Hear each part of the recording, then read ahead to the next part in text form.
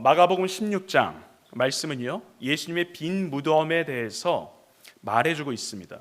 그리고 빈 무덤에 대해서 말하면서 예수님의 부활에 대하여 전해주고 있습니다.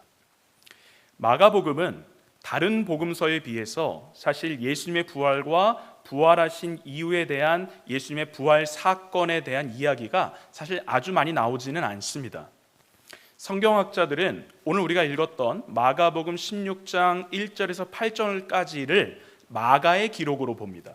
그리고 9절부터 그 이후의 기록은 후대에 첨부된 것이다, 이렇게 많이 생각을 합니다.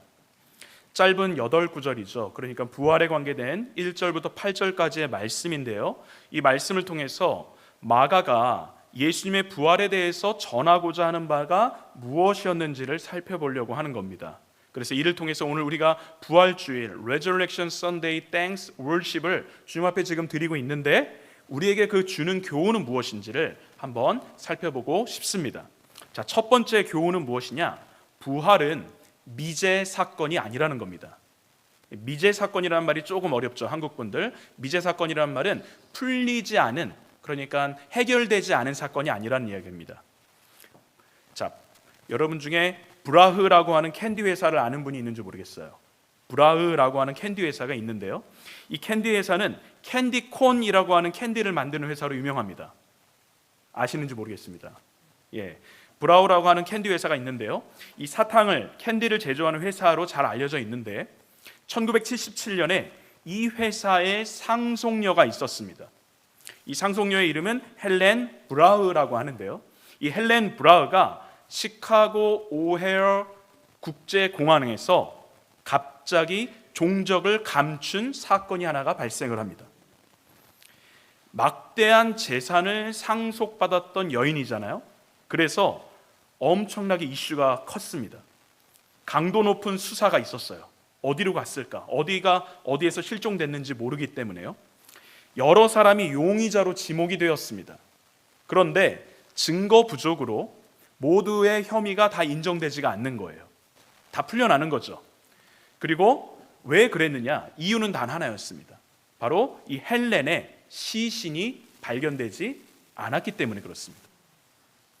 이 사건은요, 미국 역사상 가장 유명한 실종 사건 중에 하나로 지금까지도 미제 사건, 그러니까 콜드 케이스죠. 콜드 케이스로 남아 있습니다.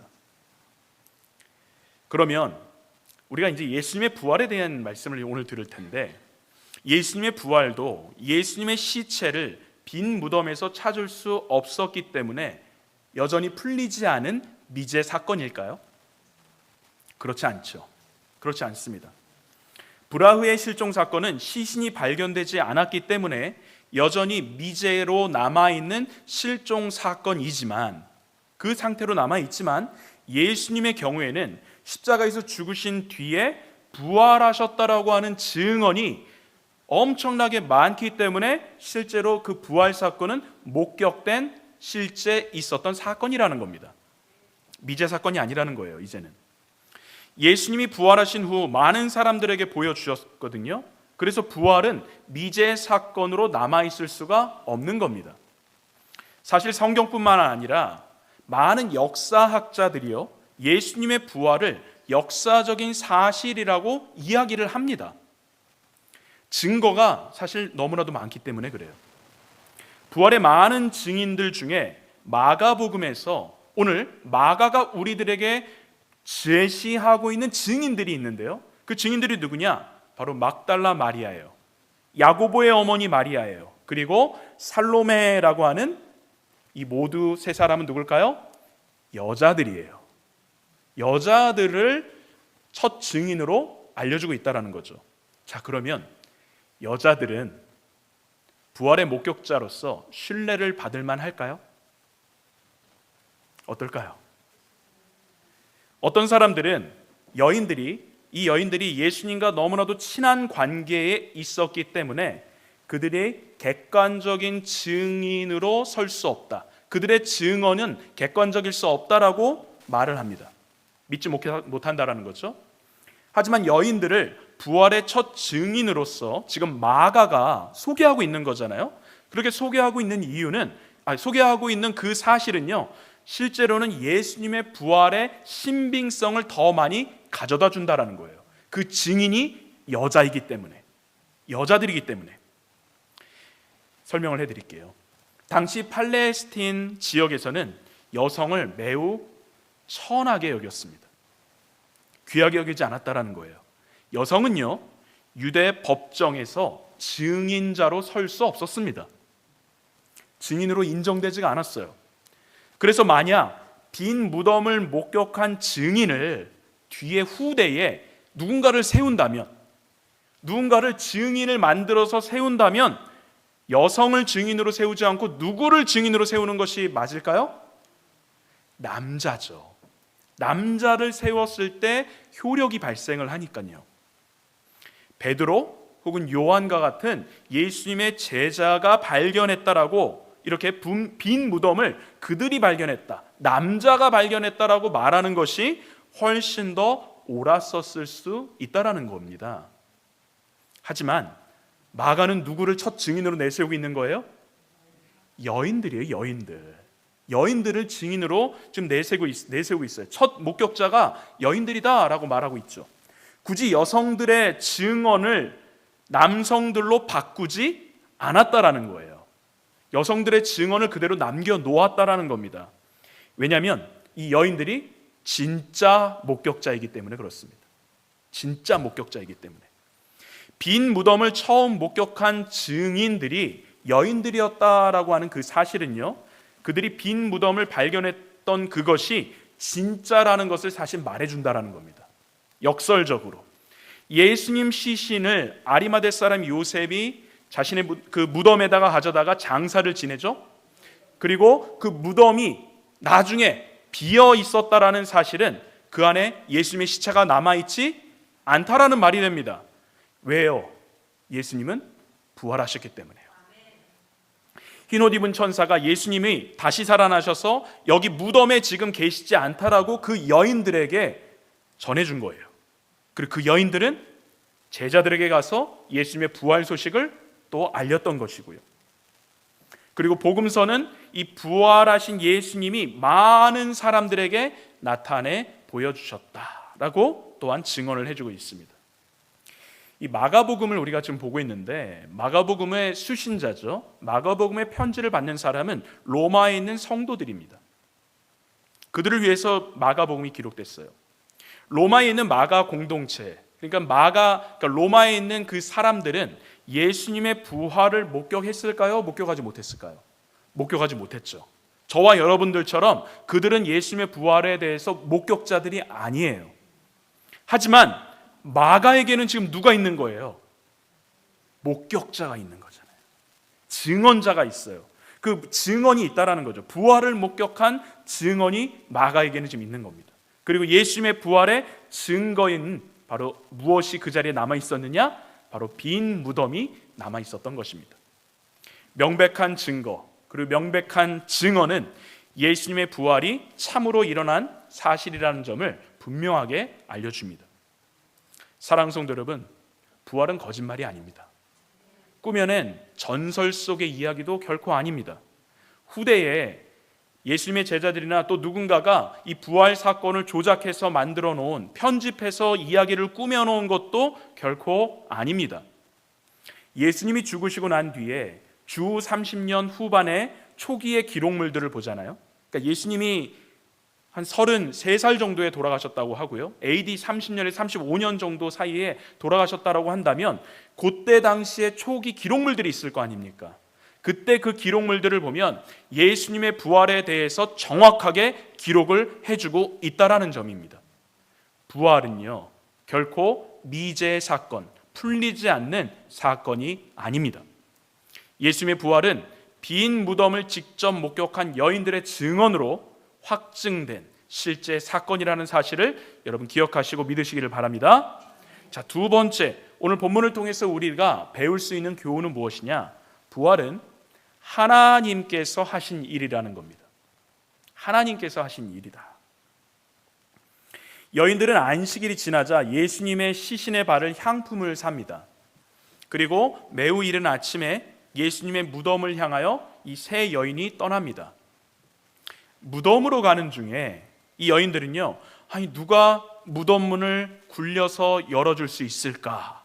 이렇게 서로 의문에 섞인 대화를 서로 나눕니다. 당시 유대인의 무덤은 어떤 형태였냐면요, 큰 바위를 파서 굴처럼 만들어 놓은 동굴 형태가 바로 유대인들의 무덤이었습니다. 무덤 입구는요, 야생 짐승에 의해서 시체가 훼손되거나 혹은 도둑에 의해서 시체가 유기되지 않도록, 도둑들이 들어오지 못하도록 둥그렇게 동그랗게 이렇게 만든 큰 돌이 있었습니다. 그 돌로 막아 놓았다는 거예요. 입구의 앞에요, 홈을 파아 놓습니다. 이 돌이 굴러갈 수 있도록요, 홈을 파아 놓고 그 홈을 이용하여 돌을 굴려서 무덤을 닫아버리는 겁니다. 자, 이 돌은 여자 몇 명이서 굴릴 수 있는 그 정도의 사이즈의 돌이 아닙니다. 기록에 따르면요, 남자 한 20명 정도, 20 우리 20명의 남자 정도가 굴려야지 굴릴 수 있는 그 정도의 아주 엄청난 크기였다라는 거예요. 그래서 여인들은 무덤으로 지금 가면서 누가 돌을 굴려줄 수 있을지에 대해서 생각을 했던 거죠. 사실 세 여인의 힘으로는 닫혀 있었던 그 돌문을 움직여서 무덤을 열 수 없었지 않겠습니까? 세 명으로는요. 그래도 예수님의 무덤을 그들이 찾아갔던 것을 보면 이들이 얼마나 예수님을 사랑했는지를 엿볼 수 있는 대목이기도 합니다. 그런데 무덤에 이들이 도착했을 때 여인들이 발견한 것은 닫혀있던 문이 아니었습니다. 열려있던 동굴이에요. 그것이 마가복음 16장 4절입니다. But when they looked up, they saw that the stone, which was very large, had been rolled away. 무덤에 돌이 굴려져 있었다라는 것은 누군가가 그 무덤의 돌을 굴렸다라는 것이죠. 여러분 누굴까요? 누가 무덤을 돌을 굴리셨을까요? 하나님이십니다. 하나님이십니다. 하나님께서 그 돌문을 열어 놓아 주신 것입니다. 하나님께서 여인들이 예수님의 부활을 목격할 수 있도록, 직접 그 안에 들어가서 빈 무덤을 확인할 수 있도록 열어 주신 거라는 거죠. 여러분 누구나 죽으면 무덤에 장사됩니다. 우리 모두는 죽으면 무덤에 장사된다라는 거예요. 그리고 무덤의 돌문은 닫혀버립니다. 즉 돌문이 닫히는 것은 무엇을 상징하느냐? 우리 인간의 죽음을 의미합니다. 닫힌 돌은 인생의 끝을 말하는 겁니다. 하지만 예수님께는 그 죽음이 예수님의 끝이 아니었다라는 사실입니다. 하나님께서 그 돌문을 열어주셨기 때문에 그런 것이죠. 마찬가지입니다. 우리 인생이, 저와 여러분의 인생의 돌문이 닫혀버리는 그 순간이 우리 모두에게는 찾아온다라는 거예요. 우리 모두는 언젠가 한번 죽습니다. 바로 그 죽음을 우리는 직면하게 됩니다. 그러나 예수 그리스도를 믿는 사람들에게는 죽음이 끝이 되지 않는다라는 사실입니다. 왜냐하면 하나님께서 그 돌문을 열어주셨기 때문에요. 하나님의 아들이신 예수 그리스도를 위하여 돌문을 열어주신 그 하나님께서는 예수 그리스도 안에 있는 저와 여러분을 위해서도 우리의 닫혀있는 그 돌문을 열어주셨다라는 사실을 여러분 기억하시길 바랍니다. 죽음의 돌문을 열어주셔서 부활하게 하신 하나님, 그 부활하게 하신 우리 그 하나님께 감사하시는 귀한 성도님 되시기를 주님의 이름으로 축원드립니다. 자, 오늘 본문에 부활이 하나님이 하시는 일이다, 그것에 대해서 알려주는 또 하나의 성경 구절이 있어요. 부활은 하나님이 하신 일이다 라는 또 하나의 성경 구절이 바로 마가복음 16장 6절 말씀입니다. 청년이 이르되 놀라지 말라, 너희가 십자가에 못 박히신 나사렛 예수를 찾는구나.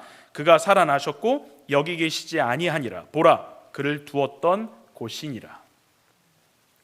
자, 방금 읽은 이 말씀이요, 마가복음 16장 6절인데요. 사실은 부활절에 정말 우리가 많이 듣는 성경 구절이죠. 정말 부활절에 많이 듣고 인용되는 성경 구절입니다. 그 중에, 그 표현들 중에 그가 살아나셨고 He has risen 이라고 하는 이 표현을 우리는 주목해야 돼요. He has risen. 왜냐하면 이 표현은 마치 예수님이 저절로 죽음에서 살아난 것처럼 보인다는 거예요. 헬라어 원문에는 사실 그렇지가 않아요. 헬라어 원문을 보면 이 단어가 수동태로 적혀 있습니다. 실제 의미는 무엇이냐? 그가 살리심을 받았다라는 의미입니다. 그가 살리심을 받았다. 예수님을 살려주신 누군가가 있다라는 거예요. 예수님을 살려주신 주체가 있다라는 거예요. 신약의 다른 성경 구절을 보잖아요. 그럼 예수님을 살려주신 주체가 누구인지를 명확하게 우리들에게 증언해주고 있어요. Acts chapter 3 verse 15. But God raised him from the dead. We are witness of this. 누가 살려주셨다는 거예요? God. 1 Peter chapter 1 21. 우리 베드로전서 1장 21절 말씀입니다. 너희는 그를 죽은 자 가운데서 살리시고 영광을 주신 하나님을 그리스도로 말미암아 믿는 자니. Through him you believe in God who raised him from the dead. From the dead. 자, 누가 예수님을 살렸다라고 지금 성경이 증언합니까?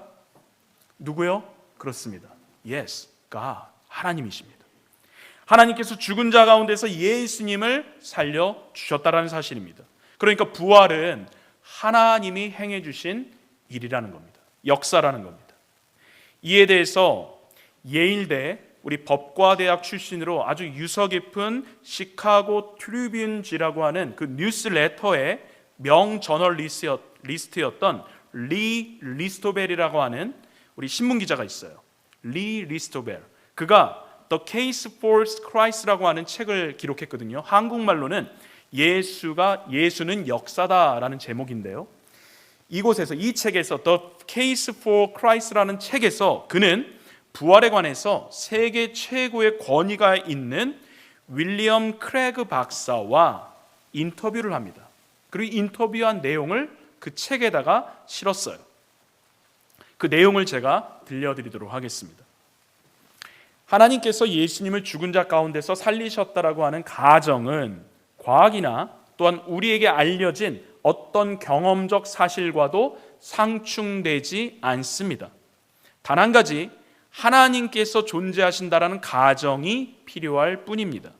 그리고 제 생각으로는 하나님의 존재를 믿을 만한 충분한 증거들이 있습니다. 방금 이 말씀이 닥터 크레그가 직접 인터뷰하면서 말한 내용입니다. 사랑하는 성도 여러분, 하나님은 분명히 실제로 존재하십니다. 살아서 역사하시는 분이라는 거예요. 그래서 하나님께서는 예수님을 죽은 자 가운데서 살려주실 수 있다는 것이죠. 그렇다면 하나님께서 예수님을 살려주신 것이 저와 여러분에게 우리에게 무슨 의미가 있는 걸까요? 어떤 미닝이 있는 거라는 거예요. 로마서 4장 24절 25절을 한번 보겠는데요. Let's take a look Romans chapter 4 verse 24 and 25. Verse 24. 의로 여기심을 받을 우리도 위함이니 곧 예수 우리 주를 죽은 자 가운데서 살리신 이를 믿는 자니라. Verse 25. 예수는 우리가 범죄한 것 때문에 내줌이 되고 또한 우리를 의롭다 하시기 위하여 살아나셨느니라. 하나님께서는 예수 그리스도의 부활을 믿는 그 믿음 때문에 저와 여러분을 의롭다 여겨 주신다라고 지금 말씀하신 겁니다. 즉 예수 그리스도께서 부활하셨기 때문에, 예수 그리스도께서 다시 살아나셨기 때문에 우리의 구원이 완성되었다라는 거예요. Let's take a look one more verse, one more scripture. 1 Corinthians chapter 15 verse 17. 고린도전서 15장 17절입니다. 그리스도께서 다시 살아나신 일이 없으면 너희 믿음도 헛되고 너희가 여전히 죄 가운데 있을 것이요. And if Christ has not been raised, your faith is futile. You are still in your sins. 예수님이 부활하지 않으셨다라고 한다면 우리의 믿음이 헛되다라는 겁니다. 여전히 우리는 죄 가운데 있을 수밖에 없다라는 것이죠. 그런 존재라는 거예요. 그러나 예수님께서 여러분 부활하셨습니다. 저와 여러분의 구원을 이루어 주셨습니다. 그래서 부활이 우리들에게는 살아있는 소망이 된다라는 것이죠. 역시 하나님의 은혜를 우리는 생각하지 않을 수가 없는 거예요. 하나님의 은혜예요, 이 모든 것이. 하나님께서 나를 향한 이 모든 구원의 계획을 이루어 주셨기 때문에 우리가 구원받을 수 있게 된 것이고 천국 백성이 될 수 있게 되었다라는 사실이죠. 예수님께서도 이러한 하나님의 계획에 묵묵히 순종하셨던 겁니다. 그래서 십자가에 죽으신 것이고요. 또 하나님께서 죽은 자 가운데서 그 예수님을 살려주셨기 때문에 우리에게도 동일한 부활의 역사가 있을 수 있게 되었다라는 사실이죠. 그래서 부활은 날마다 선포돼야 되는 것입니다. 날마다 축하돼야 하는 거예요. 우리 부활절만이 아니라 매주 주일에 우리가 하나님 앞에 감사를 올려드려야 한다는 것입니다. 이제 말씀을 마무리하겠습니다. 사랑하는 성도 여러분, 예수님은 부활하셨는데요. 여러분 그 예수님의 부활을 정말로 믿으십니까? 하나님께서 예수 그리스도를 죽은 자 가운데서 살려주셨다라는 그 사실을 여러분 믿으시냐라는 거죠. 부활은 인간의 생각과 인간의 이성으로는 결코 이해될 수가 없습니다. 왜냐하면 인간의 힘으로는 죽음에서 생명으로 절대 그 누구도 옮길 수 없기 때문에 그렇습니다.